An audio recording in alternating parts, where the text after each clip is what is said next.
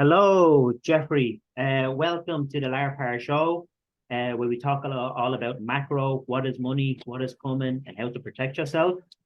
So Jeffrey is the co-founder of At Bitcoin Mass. It's a YouTube channel.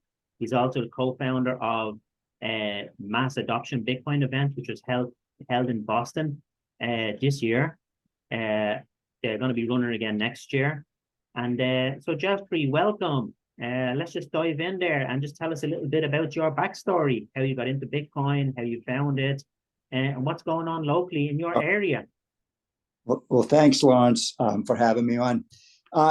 Quick story how I got into Bitcoin. I've been a serial entrepreneur for probably 30 years. I sold my first business in 2011 and continued on. In 2020, I was entrenched in typical retail businesses. Excuse me. I was entrenched in typical retail businesses. The camera's gone off there at the moment. Oh, Jesus Christ. All right, hold on. Sorry. Oh, good. Perfect. So I was entrenched in typical retail businesses. And then COVID hit and we had to close down. The government told us to close down. And I made a strategic decision at that point because I just said, this is only going to get worse. It's not going to get better. It's hard enough to make money without all these rules and regulations and social distancing and wearing masks and how many people can be had in a store. So I decided to close down my actual businesses in 2020. I then found myself with nothing to do, and I worked for 7 days a week for 30 plus years, and I didn't know what to do. But when one door closes, another one opens, and eventually all that time led me down the Bitcoin rabbit hole. So for the next couple of years, all I did 24 hours a day, 7 days a week, I studied Bitcoin, because the more I learned about it, the more I couldn't believe it was actually a real technology that I feel can save humanity. The only technology that we've discovered or invented, however you like to say it, that can actually fight against the central bank manipulation. So that's my story, how I got into Bitcoin, and I haven't looked back. Since then, we've created Mass Adoption, and we're doing a lot of great things trying to get more people involved and educate as many people as we can. All right, amazing. Okay, so tell us a little bit about Mass Adoption, this event that you held. Is it the first one was this year? Yeah, we held so about a year ago, my partner and I started with just a meetup in Boston. And maybe the first meetup was only like 10 people that would come. But we continued to grow it. My partner and myself are experienced, successful entrepreneurs building businesses. So we're treating mass adoption the same type of thing, is to build this business, not so much business, but build this group, build this concept, and spread education about Bitcoin. So we started with about 10 people at a meetup. 6 months later, we started to have great speakers attend our meetups, like Jason Lowry, Greg Foss, Luke Broyles, BJ Dichter, Jason Mayer. We had Larry Larpar. So we've had a lot of great people speak at our events. And that had us gain a lot of momentum around the Boston area. And then we decided, well, let's have a festival, a freedom festival, to show people the circular economy within Bitcoin, that you can use Bitcoin easily using the Lightning Network. So we threw a festival in June of 24 in the heart of Boston. We had great speakers. You can find a lot of the festival on our YouTube channel. And we had vendors. We had the Beef Initiative. We had Panties for Bitcoin. We had Babes at Bitcoin. We had a lot of people there. And we were using Bitcoin to pay for these services. We had live music. We wanted to be different than just a conference where you sit down all day and listen to people. We wanted this to be a fun, active festival showing people Bitcoin can be part of your life in everything you do. So we did it in June 23. We're about to announce our 2024 date and venue pretty soon. So we're looking forward to a much bigger event in 2024. Amazing. Very good, very good. And what do you think was the biggest takeaway from the event, for yourselves and maybe for participants as well? And what did you learn from it? You know? Yeah, great question. It cemented my belief that this community in Bitcoin is the most amazing, unparalleled group of people. I kind of feel like you go throughout the world, and if someone's a Bitcoiner, you're almost immediately simpatico. I'm not saying there's not bad actors at Bitcoin, but almost 99.9% of the Bitcoiners I meet, I feel like they're my brother within the first 15 minutes. It's just amazing. So during the festival, it was just so great to move around and talk to fellow Bitcoiners, everyone from, Greg Foss and Larry Larpar down to the basic pleb who's just getting into Bitcoin. We all have a common, and I'm going to put you in this category, Lawrence, and I'm not sure if you are, but I'm pretty sure you are. We all have a common ethos of, proof of work, low time preference, the value of scarcity, the value of an immutable ledger, a transparent ledger. So that's a great starting point to engage in conversation and activity. So I learned the Bitcoin community is amazing. And it really empowers me. There's a lot of distressing things going on in this world. And I have teenage children, which is my biggest concern. I don't want them to grow up in a dystopian, authoritative environment. And I feel that's the direction we're headed. It's picking up speed more and more as time goes on. So I feel that I learned from the festival that the community in Bitcoin is powerful, and we have to keep on fighting so we can, so the Bitcoiners, I don't want to say win, but that more people get educated on the power of Bitcoin. Yeah. That's a major thing, and it's one of the reasons as well what I'm doing, starting this podcast. I'm trying to, as I said to you, I'm trying to interview 50 people this year, to get on this podcast, and I will do it, but the education and the people that you meet in Bitcoin, when you start talking to Bitcoiners, we're so aware of what's going on, and we're all on the same wavelength, really. That's right. We can see what's coming, can't we?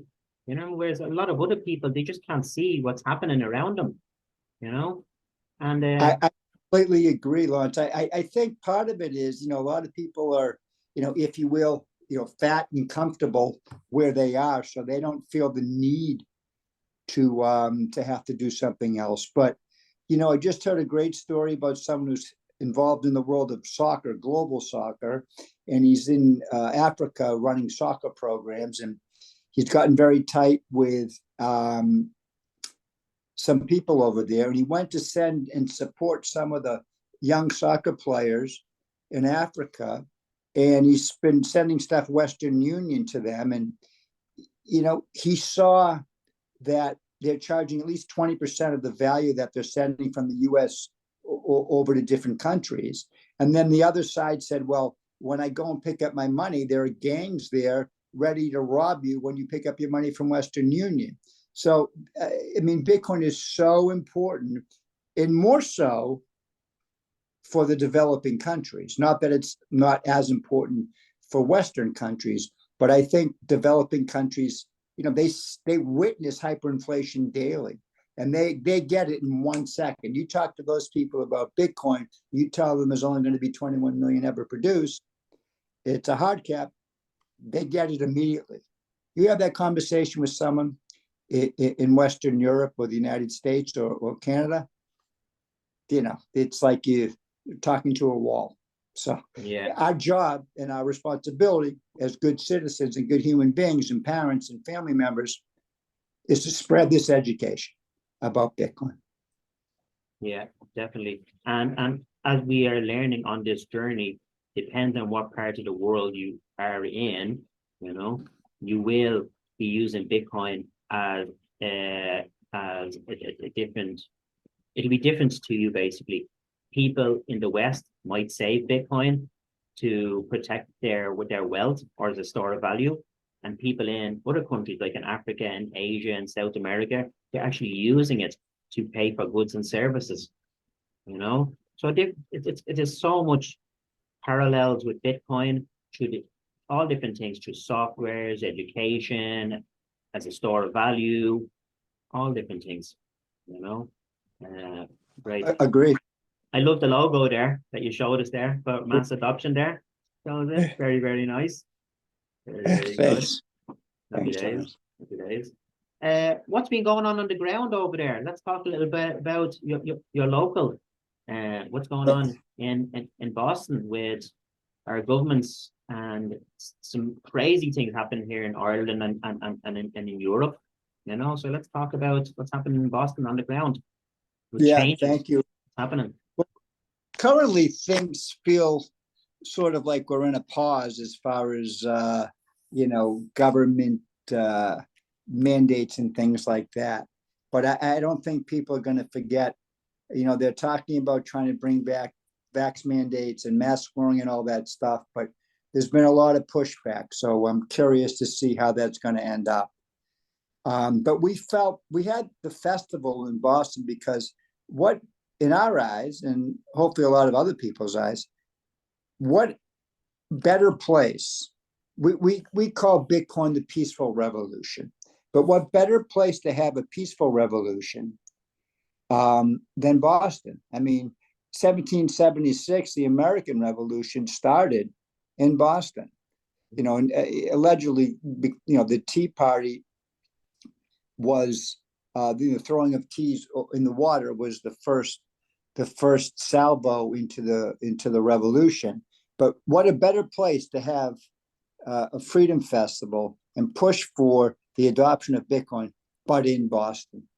That's where it started a couple hundred years ago, and that's where we hope this will continue throughout the world, but at least have a big foothold in Boston. So we're fighting hard, and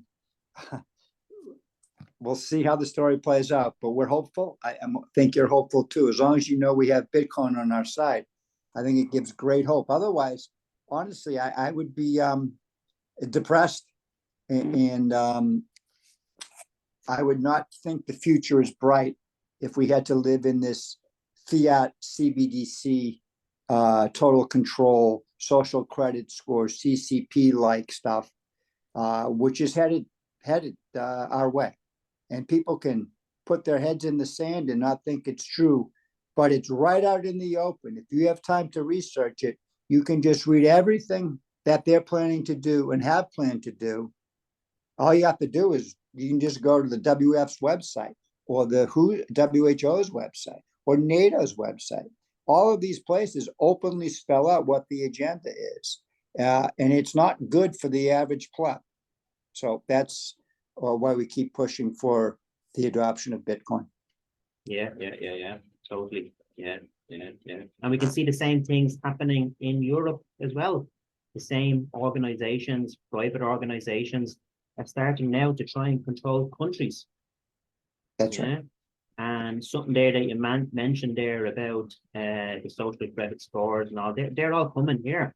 And it's like communism coming in the back door. Well, yeah, but so, this is just my opinion. And I'm not political, you know what I mean? I'm just feeling it, and I can see what's going on. That's the whole thing, you know what I mean? So I'm not into like ism, you know what I mean? You see communism, fascism, all this type of stuff that they talk about it, you know what I mean? I don't go deep into it, but I can see what's going on and what's happening slowly what they're doing. But it's not that slow. That's the whole thing. I completely agree, and I don't, you can call conspiracy theory or whatever you want to call it, but every conspiracy theory I've had has been proven true. So they're not hiding it. In my opinion, there is a global coordinated effort from the elites, from the bankers, that have had this plan ever since they instituted central banks and the income tax in the United States in 1913. This plan has been to steal from people, via inflation, ultimately ruin and get rid of the middle class, and have everyone controlled and dependent upon the system. And now technology, is two sides of a coin. Technology is great and has helped us in our world immensely. But the other side of it is that technology will allow the technocrats to control every move we make. I mean, they openly talk about 15-minute cities and carbon footprints. I mean, you just need to buy Bitcoin to get out of the system and not to be dependent upon that.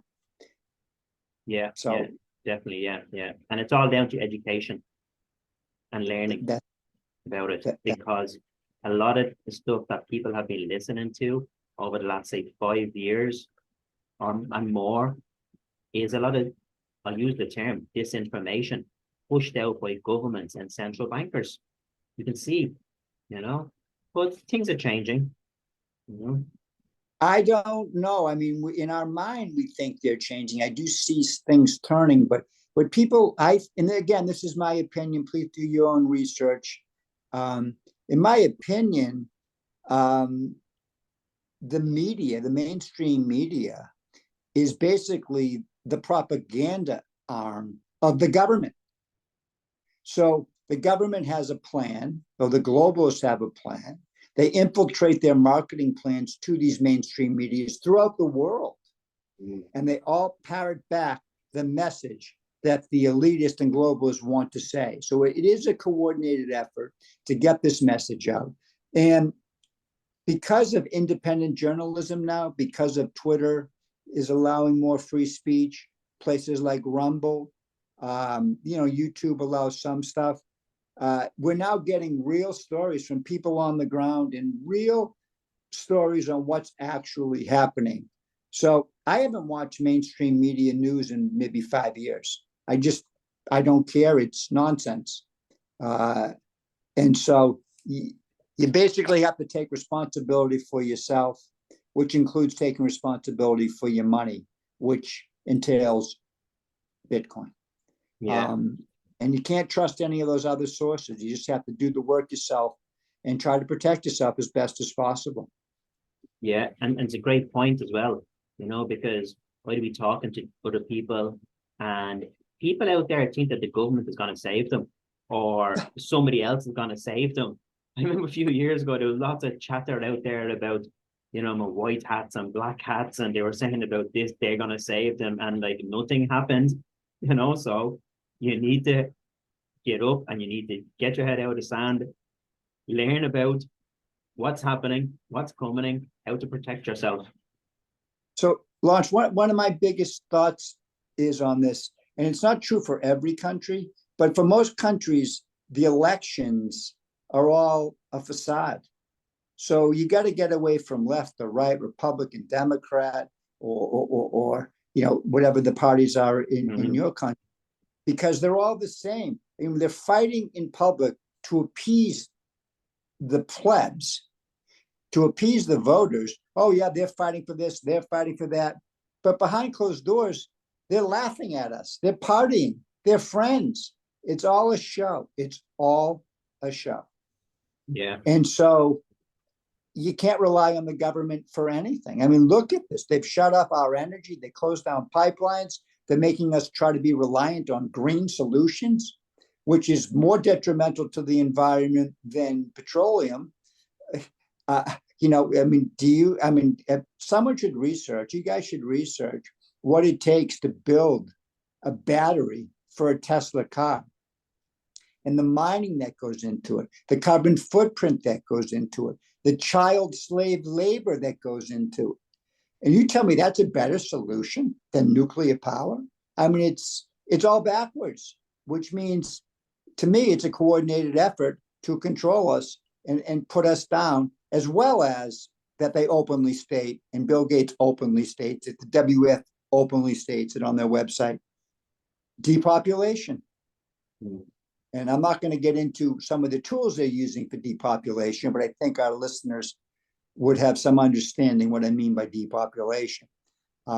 So they do depopulation by many different ways. a few would be making abortions legal, available, maybe some medicines put into your body could help with depopulation.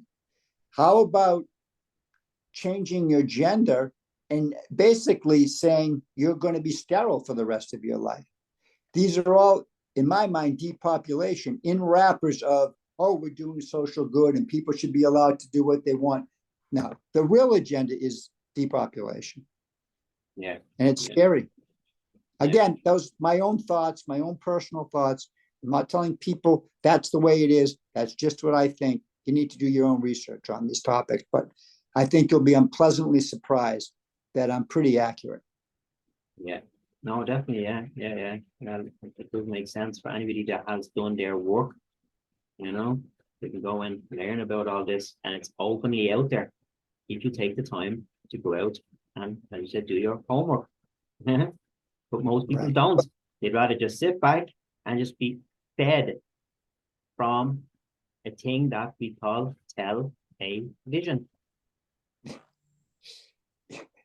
Exactly. We in our house, I haven't watched TV in at least 5 years. So I think people have to do the best they can to protect themselves. And that might mean, shutting out some of the noise that is just propaganda and not entering your life to make you more anxious and more stressful. Get outside, get some sunlight, get some exercise, move your body, eat healthy. I mean, our food supply, Lawrence, we could have a whole other conversation about food supply, but our food supply is getting decimated and making us sick. And that's the intention. So you need to be able to know who's growing your food, shake a rancher's hand, as my friend Texas Slim says from the Beef Initiative. Know where your food is coming from. You don't want vaccines shot into your food. You don't want antibiotics put into your food. You don't want GMOs put into your food. You want to avoid seed oil. So do all these things. Clean up your diet, get exercise, change your lifestyle, shut off some of the noise, buy some Bitcoin, buy some other hard assets like metals. Do stuff to protect yourself, because we are in the fourth turning. Great book by Neil Howe. We are in the fourth turning. It's the tumultuous decade, and we're living through it. I talk to my kids all the time and say, guys, you were born at a time where, the world seemed crazy. When I grew up, it was all like, white picket fences and everything was beautiful, but your childhood is different. You had to go to school online. You had to wear a mask. You couldn't see your friends. You couldn't go to your grandmother's house. I'm like, this is crazy what you're growing up in. But unfortunately, we're here. And if you want to protect your family and friends, you got to get educated, and you got to actually physically do and mentally do stuff to fortify yourself, to protect yourself for what is happening and what is coming. We haven't, in my opinion, seen half of what they're going to try. So protect yourself, get educated, start doing things to help yourself. Yeah, definitely. Nice. Sorry if I went on a rant, Larry, but this is near and dear to me. It's perfect, but it's what people need to hear as well, though. It is what people need to hear, and it's we're about just talking about openly about everything. And someone's going to say that knowledge is power, but unless you take that knowledge and make a plan, you're at nothing. Well, that's what I mean. Don't just learn about it, do something about it. Clean up your diet, lose some weight, stop drinking, stop on the phone, stop looking at porn, get rid of all that stuff. Yeah. Because the more positive things you do, the better you'll be able to get through this this battle we're going to have over the next decade. I mean, the bottom line is we have central bankers that counterfeit money, and they're literally counterfeiting money to pay for all their shenanigans. And they're stealing the working people's money via inflation, because the working people do not have many assets, but the rich people own assets. So the rich people, get better off because there's asset price inflation.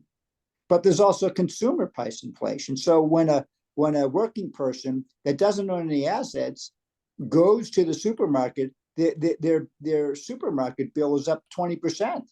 Their wages haven't been raised 20%, but the cost of their food has, the cost of their energy has, the cost of their gasoline has. But they don't have a house or fine art or an exotic car that the price would increase through inflation. So they just get killed. And if they have any savings, they're getting robbed at the bank by getting less than 1% interest. So they're getting completely crushed. And the problem is, most of those people, or these people, I'm one of them, do not understand what is going on.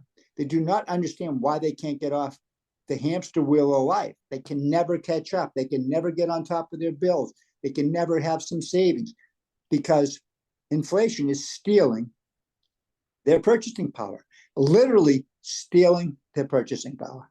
And that's because the central banks are allowed to counterfeit money. And just let me be clear, central banks or the Federal Reserve is neither federal nor have any reserves.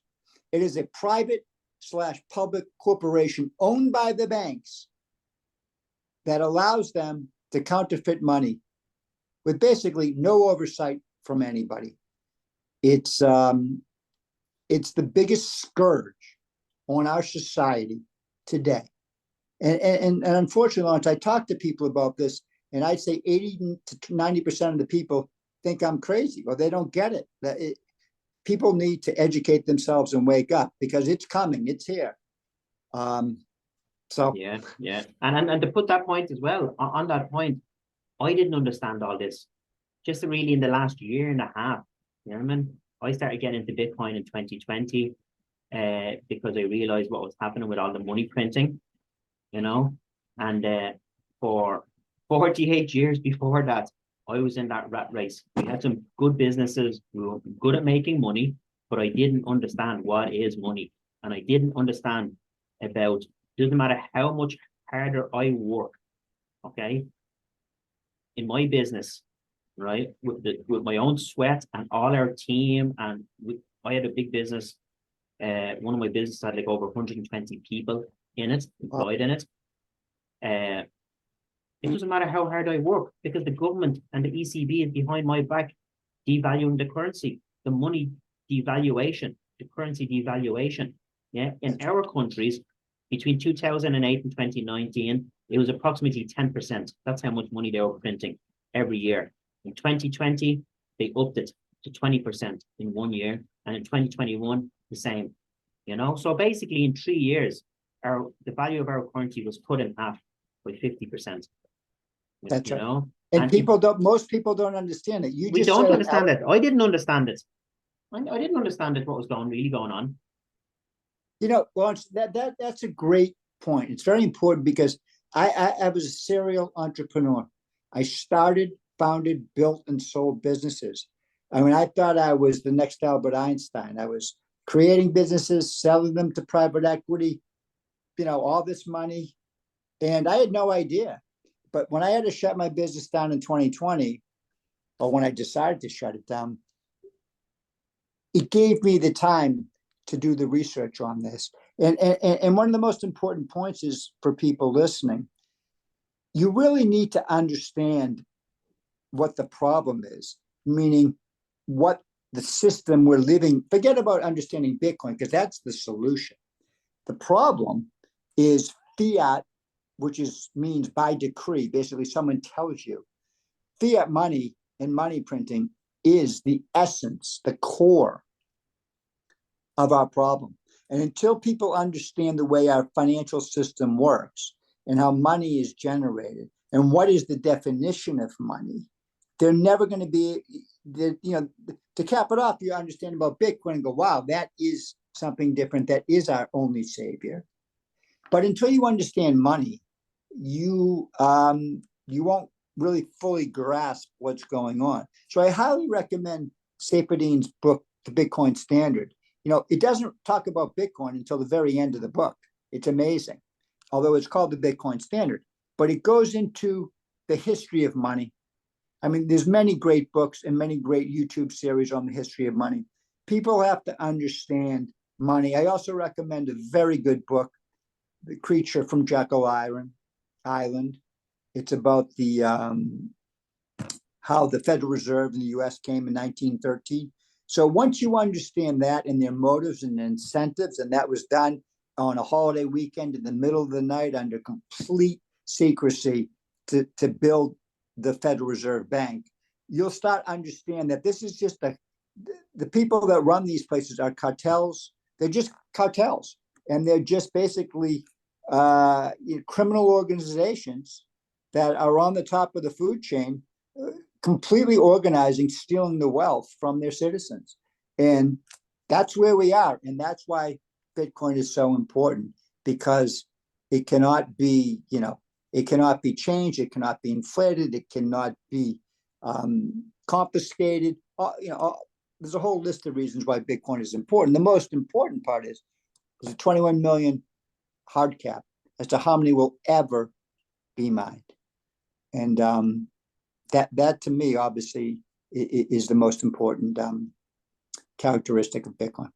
Yeah, definitely. Yeah, we have a start and an end. You know what I mean? And something there regarding safety. And I recently joined his new course, Principle of Economics. Oh, awesome! From his new book, and the first lesson was dropped this week. So that's going to be a really, really interesting one. I think it's on for 20 weeks, but it's going to be amazing. I have the book, Lawrence. I gave it to my teenage son. Said, forget about what you're learning in high school. Read this book.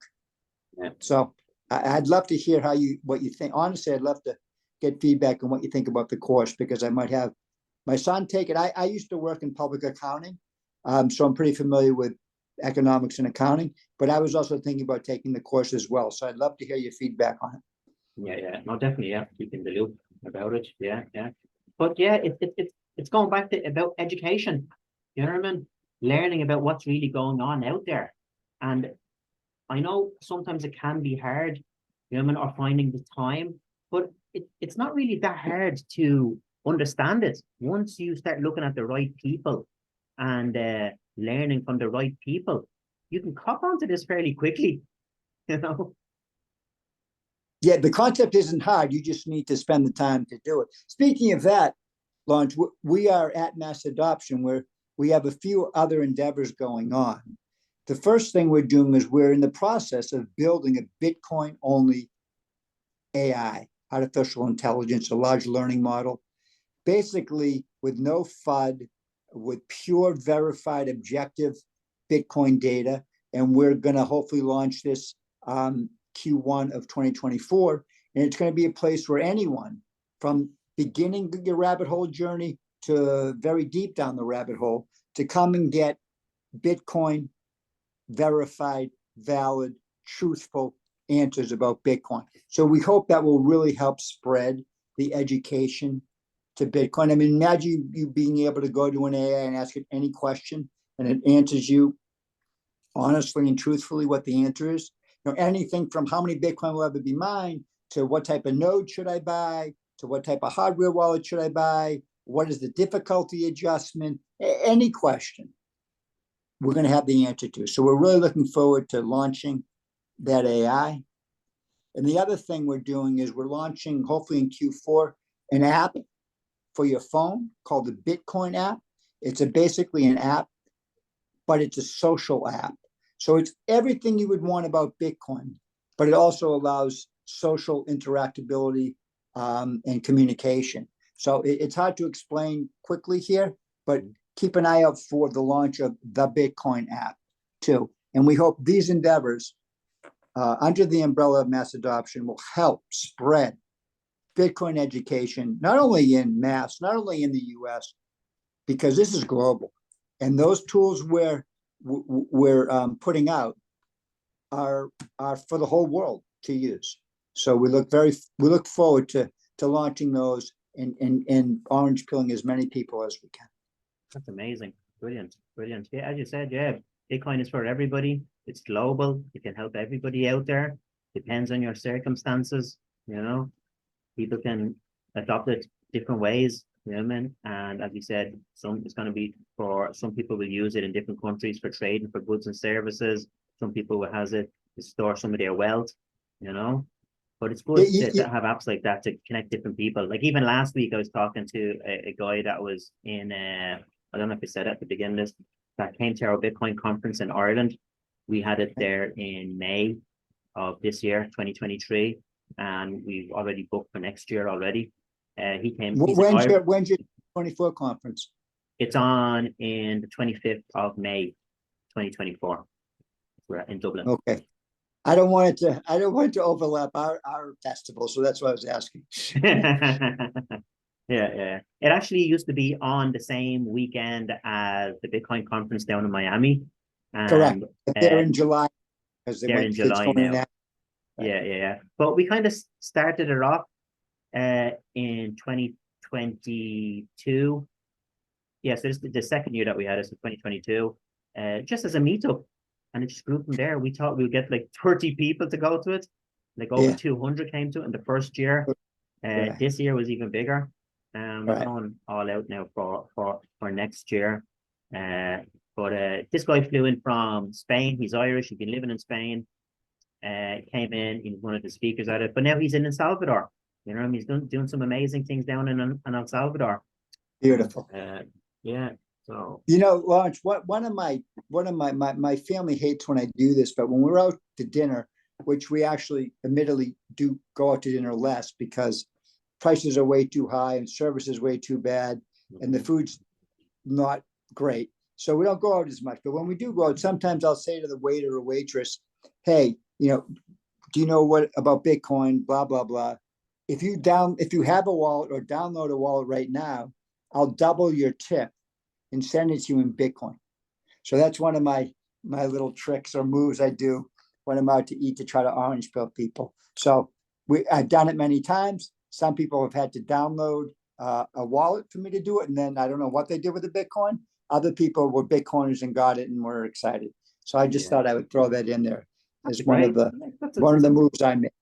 That's amazing. That's amazing. I think I learned that from Greg Foss. I think Foss used to do that. I think that's where I picked that up from. Yeah. And I think last time we were talking actually, right, a couple of months ago, you told me that. And I done that a few times as well over here in Ireland. A few of the young kids, I got them to download a wallet and I gave them a few Satoshis, you know what I mean? But the thing about it is, those 50,000 or 100,000 Satoshis in the future, when they're a little bit older, they're going to have massive value in the future. Correct. The same way as, you know what I mean, other people like Max Kaiser and all these people are giving out fucking 10,000 Bitcoin. You know what I mean? 11 years ago, like 50,000 or 100,000 Satoshis. It might sound small now, but that's going to be massive value in 10 years' time. They'll probably be able to buy a car out of that in the future. Right. All right. That's the hope and vision. Yeah, definitely. Yeah. Amazing. Yeah. So thank you for giving me the time to share some of the stuff we're doing in Boston, stuff we're doing at Mass Adoption. You know, we feel what we're doing is very important, and hopefully it will take off and people will learn and share and just keep this whole thing going. It ain't stopping anyway. You know, it's only going to get adopted more and more and more. I was looking at a few stats there a few months ago regarding the internet and Bitcoin is being adopted 3 times faster than the internet was being adopted in the early days. So with those type of calculations, okay, we're looking at by 2026, there's probably going to be about 1 billion people chasing after 21 million units. So I mean, that's awesome. I mean, you can look at hash rate, how that's growing. You can look at, you know, how many wallet addresses have a 1/10 of the Bitcoin or a full Bitcoin. It's all growing. I mean, you can look at the typical S curve in technology and where we lay on the S curve. I mean, what you just said sounds pretty much right on target. Looking at an S curve and where we sit. So Bitcoin before it hits the S curve. That's what it's all about. Yeah, we're only starting. You know what I mean? Don't learn about the difference between price and value. A lot of people are just focusing on price, price, price. And that's something very interesting that I'm learning from Safety's course as well. You know, how we explain value, you know, and how people have been taught to uh, understand value. They've been taught to understand value in numbers. But how do you value love? How do you put a price on love? How do you put a Right. price on happiness? You know, you can't. But we still value all those things, and they probably are more valuable to us than like whatever, your iPhone or anything like that. You know, so Right. that's That's a great and important topic. I mean, similarly on that topic, when we talk about price, you're intuitively pricing it in, in the US dollars or wherever you are in your currency, which is a mistake because, one Bitcoin equals one Bitcoin. And so there's a big difference between price and value. What you're seeing with the US fiat dollars price, you're seeing a debasement of currencies. You're actually seeing a debasement of the currency. So it just takes more of those dollars to buy Bitcoin. So one Bitcoin equals one Bitcoin, no matter what happens in the fiat world. So people have to understand that. Yeah. And one Satoshi equals one Satoshi as well. And in the Correct. future, people actually won't be talking about Bitcoin. They're going to be talking about Satoshis in the very That's right. near future. Yeah. And we're going to be Yeah. trading those and using them as goods and services. You know, that's the way I think it's going to go anyway. People are going to be talking about Satoshis more and more and more because the price of one Bitcoin is going to be, you know what I mean? As we move every year, more and more people are being pushed out of that really, really hard asset as the price goes up, you know? And now we're talking as well, we can see anybody that knows what's going on, the likes of the BlackRocks are getting in, Fidelity, all these ETFs and all. Talk to us a little bit about that. You have a little bit of knowledge about that. What's going on with that? Yeah. I mean, again, there's so much, I don't want to say propaganda, but there's so much news and hopium that, BlackRock's going to get, granted the ETF and the price is going to go to the moon. And I do think all of that stuff is coming. But I also think it invites some manipulation, especially with the futures Bitcoin ETF. They've been successful in holding down the price of gold because they can't allow the price of gold to explode because that will prove to people that the currency is trash. So I think it's a double-edged sword. I do think we need institutional money, like big money, to come in to help drive the price up. It will just happen quicker if that happens. But I do hold out some concern on manipulation with future ETFs. And I don't put anything past, listen, in my eyes, BlackRock is just another extension of the government. So we know the government doesn't want a competitor to the US dollar. So I don't know what tricks they have in their bag, but I wouldn't be surprised if there was some trickery. So I don't think it's completely smooth sailing. I am excited that ETFs hopefully will be approved. Spot Bitcoin ETFs, not futures, spot. But we'll have to see what happens. Again, when people are making investments into Bitcoin, you have to, and I've learned this the hard way, you have to have the right position size for your portfolio, for your life, and for your needs. So don't get out over your skis and go all in and hope and pray things work out. You'll end up in a bad position. So just be careful and don't put all your hope on, BlackRock's going to get approved and the price is going to go to $1 million overnight. I do think those are very positive things we have to look forward to. But again, be measured, careful, do your own research, and only invest. Like, you can't sleep at night. I went through periods where I couldn't sleep because I had too much invested in Bitcoin. I don't ever want to feel that again. So just be careful with what you invest. It's a long-term play. If you don't have the working capital to fund your daily life, then I probably wouldn't put more I wouldn't buy more Bitcoin with the funds you need to fund your life, because you don't want to be put in a bad position where you're going to have to sell Bitcoin, typically at an inopportune time, to fund your life. So just be careful with your size and allocation of Bitcoin.